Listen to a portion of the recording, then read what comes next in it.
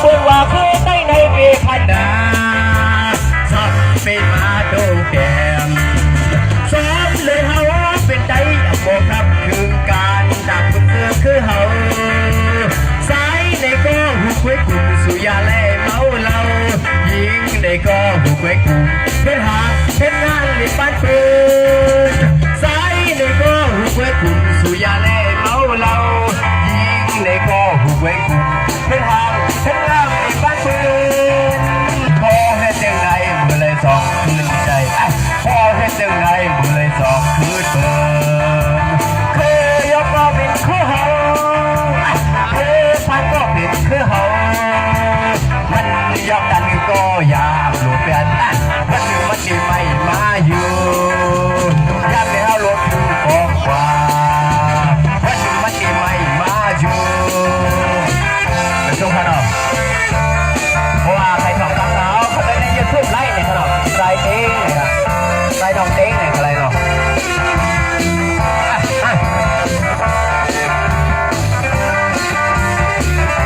ยี่สุขาสาวนี่เขาในขนมมันไก่เลยครับก็ถามอย่าไปโกอย่าไปอายว่าเป็นว่าเคยได้ในปีพันนาสัมติมาโดแกมสอนเลยเขาเป็นไตโมกับดึงการดับคือเขาสายในก็หุบไว้กูสุยาแล่เมาเหล้ายิงในก็หุบไว้กูเพื่อหางเช่นงานในบ้านเพื่อนพอเฮ็ดจังไหนมือเลยสองคืนใหญ่พอเฮ็ดจังไหนมือเลยสองคืนเปิ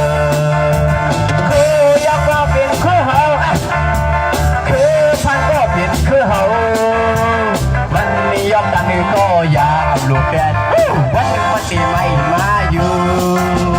อยากให้เฮาลูกถึงฟองกว่าวันหนึ่งมันตีไม่มาอยู่ฮัลโหลจิตโตกูก็หันมาแถวไซในขนมมาจำอะไรคะขยำพัดถึงพี่ตั้งน้ำในขนมไม่สงสารก็ขับเพื่อนในเมืองไกลก็สนุกหนุ่มใต้เขาในห้องกว่าเลยเนาะก็เขามีอะไรก็เขามีอะไรครับที่สุดนะฮะเพราะคันนี้ก็สู้คำว่าสุดซ้ำกันเนาะเวทที่เก่งในสุดในคำขึ้นในใช่เป๊กกูในครับมี10 บาทครับปรุงไหนที่เขา